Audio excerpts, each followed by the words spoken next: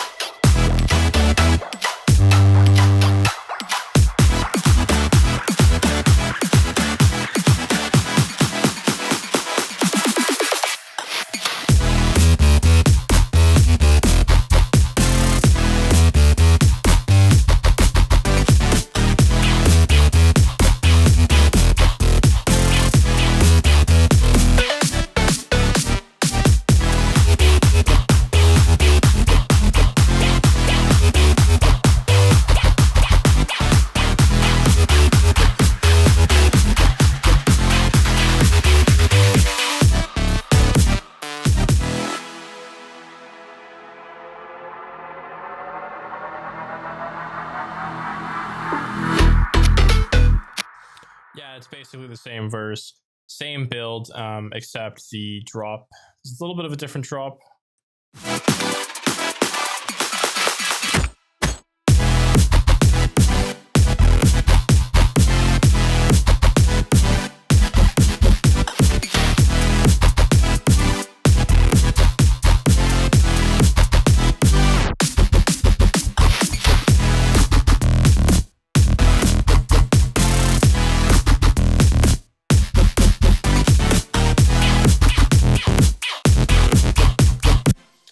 And then at the end, we've got the same drop B section with a little bit of an ending.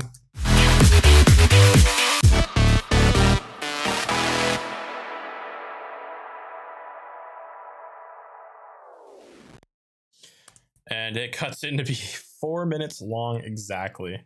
So the mix on it's like, the mix isn't very cluttered. There's not like a million instruments going on here anyways, but the mix sound is like pretty okay. That was with the master on, so if I take that off, we'll hear a pretty big difference. It's going to be quieter, which is one big point.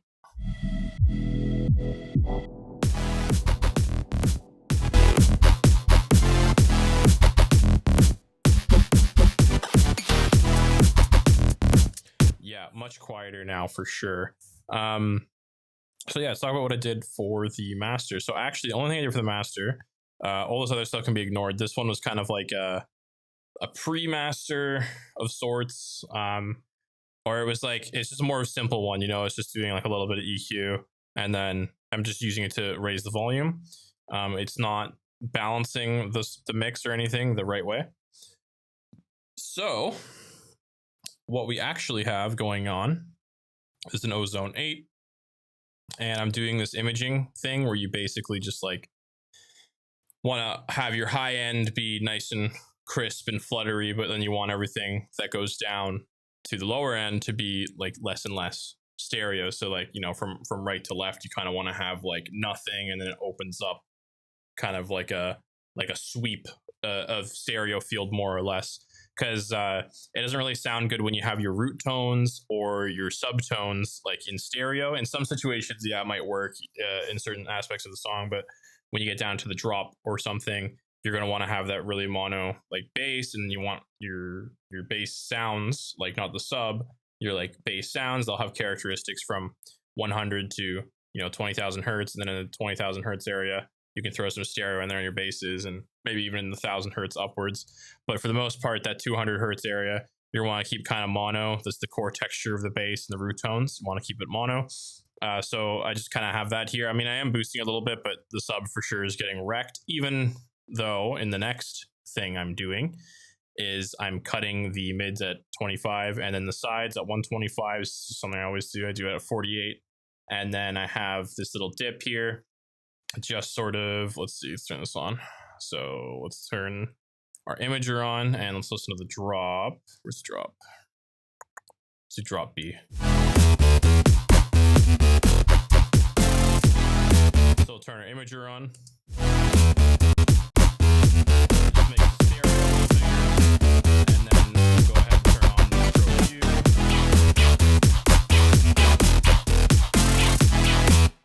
Yeah, I have this ducking thing on, so you won't be able to hear me while the music's playing. But you can hear the difference between the equalizer on and off. It's a pretty nice one. It really cleans up the sound.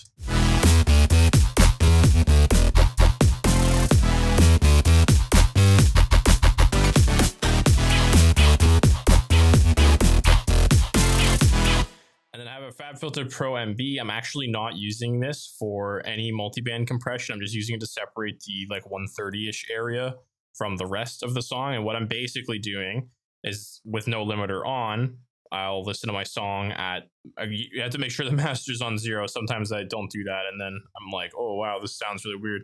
But you listen to those subtones, or not, because I have to turn this on.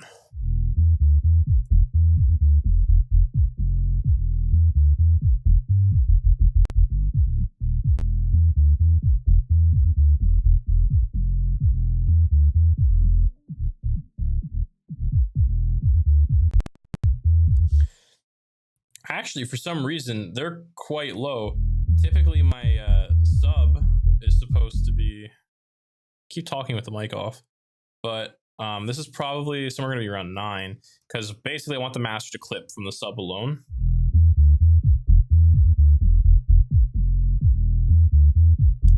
Or like close to it.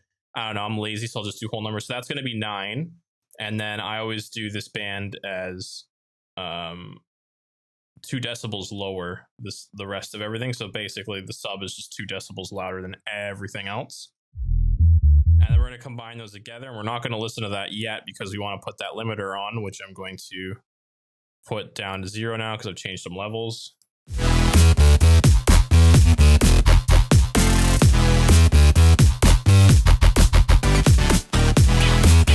And yeah, so that's not aggressive. That's going to be limiting. I probably want this to limit more. When I go for the limiter in here now, what I'm going to do is I'm going to push it up, I had to guess, like 2 or 3 decibels.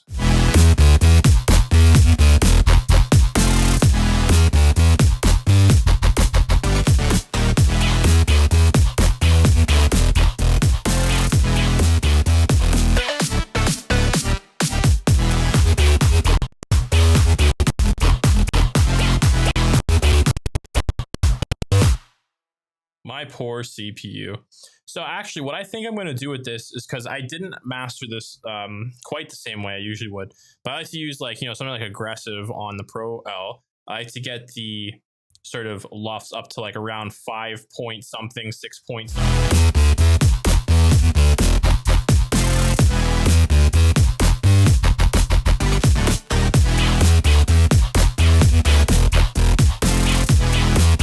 Beautiful. We got a nice amount of compression going on there. This is actually going to saturate the song overall, which is going to be really good. So I like that. And then obviously I'm going to take off that 1-for-1 thing at some point when I bounce the master. That's going to make the master kind of loud. So actually I'll put that on, but then I'll just take away the 2 decibels. I mean, it's a bad idea. It's just going to be louder now. So just watch out for that.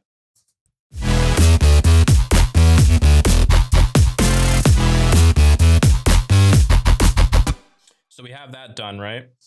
So here's what I'm actually going to do. So that Pro Q I did earlier, I'm going to Command X and remove him. I'm going to go ahead, close all this. I'm going to group this into one. I'm going to, I mean, except for this is just like my kind of more colorful arrangement thing. Stick this like that. Yeah, this master's here, right? So I'm going to stick that. I'm going to stick all of this here, this whole thing. I'm going to bring that all to the group. And then I'm going to come down to the master. I'm going to put that EQ I had from earlier there. Yep, it's good. And then I had some automation on the master here in the group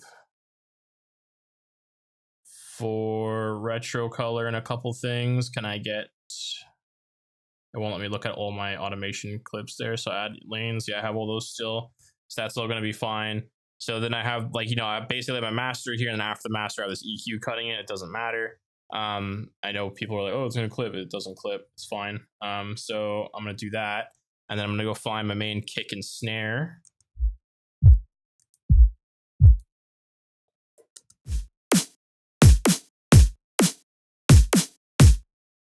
Perfect. So what I'm going to do now is I'm going to take just this group, solo it essentially, and I'm going to bounce my whole track. I'm definitely going to make sure I take that master off though, here. I'm just going to bounce the whole drum track. Now the best way to do that, because this is in a group and I can't really freeze and flatten, and there's like some global effects going on, so I'm going to do this externally. So I'll just bounce this as a wave, and I'll just call this snack-a-lackin' drums for master. And then I'll bounce this out, and we'll be back. All right, let's get these bad boys in here. Now it's in here, I guess I'll consolidate this and normalize it on bounce. I probably could have done that a different way. I didn't think it would be this quiet, quite. But I guess all the mastering and everything's off, so the leveling will be all messed up. And now it's all done, and what I can do is just double click this, and that's gonna make sure that it's all normalized, basically.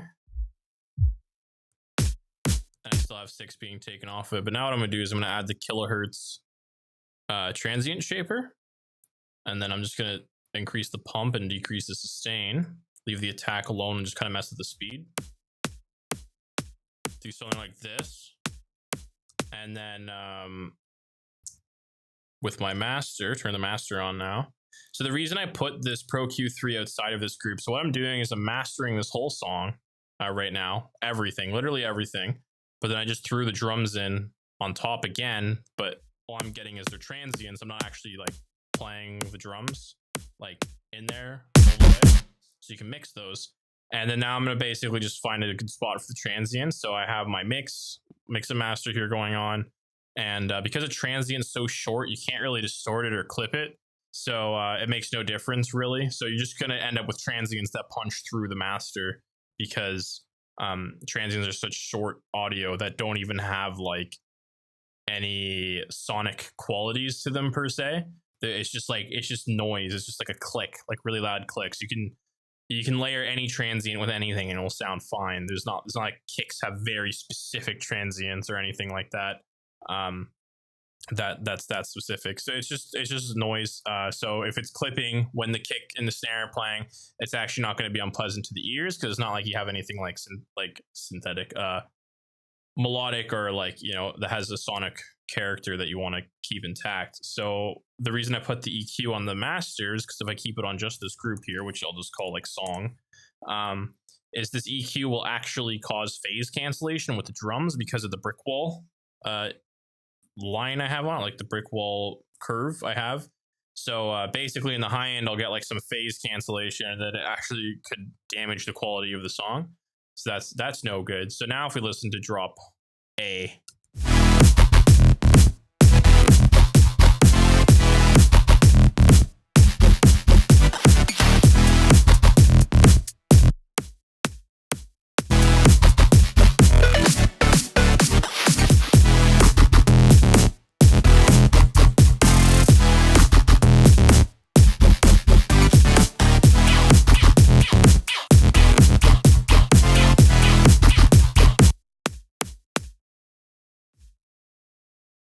And what I also might do is just throw in an EQ8 just to do this. Yeah, just kind of get rid of that sub, because that sub in there is going to become an issue. I just want like this stuff basically.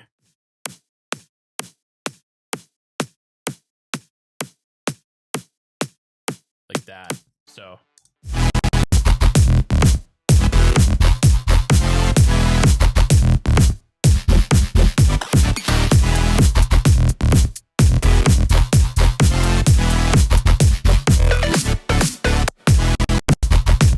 calm down, computer.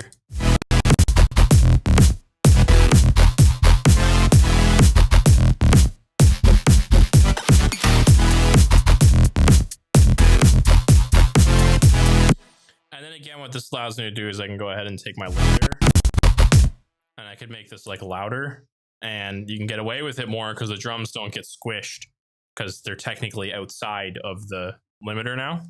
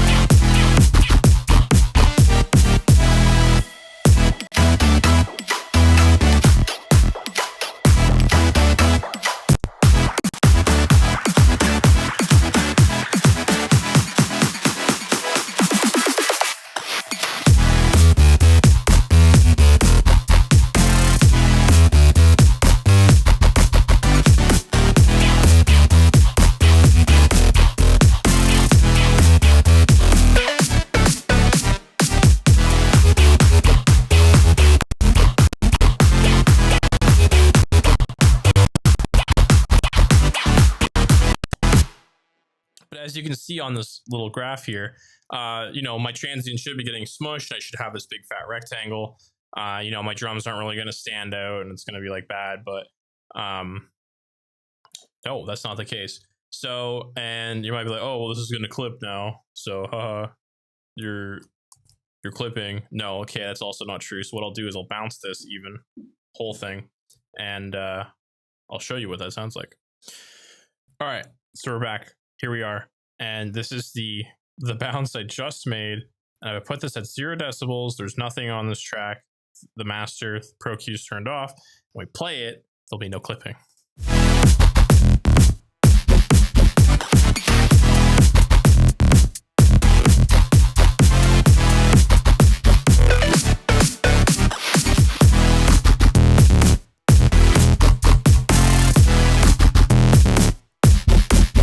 Yeah, so that's, and if we did put a Pro Q on this just to stare at the spectrum, because that's actually something that's kind of important. I'll show you what you want to look for.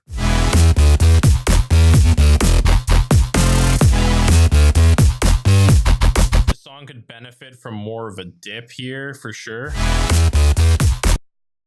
Like,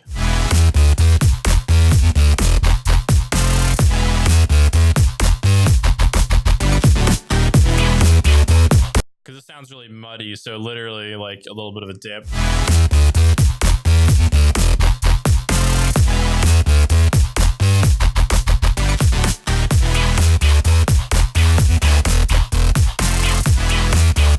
But what I look for in a master is that big sub.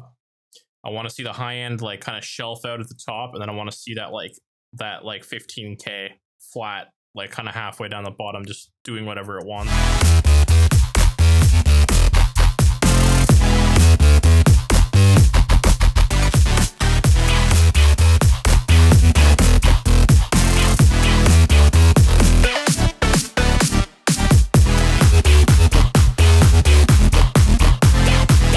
Basically, you should have your sub and your high end at the same level, and then there should be like a dip, and then your sub should roll off quite a lot at the other end, obviously, like exactly how it looks almost. But with that like little dip thing I mentioned, I'll probably change that. And the master EQ just a little bit, and then bounce it again. That worked out. But yeah, that's how I master this. Maybe I'll show off another song I made at some point about mastering that, because that's like different genre more or less. So that one's like really dubsteppy, and that one's like really huge sounding, and it's a little harder to master things that have like much more elements in it. So we can see how that falls apart. But yeah, thanks for watching. See you.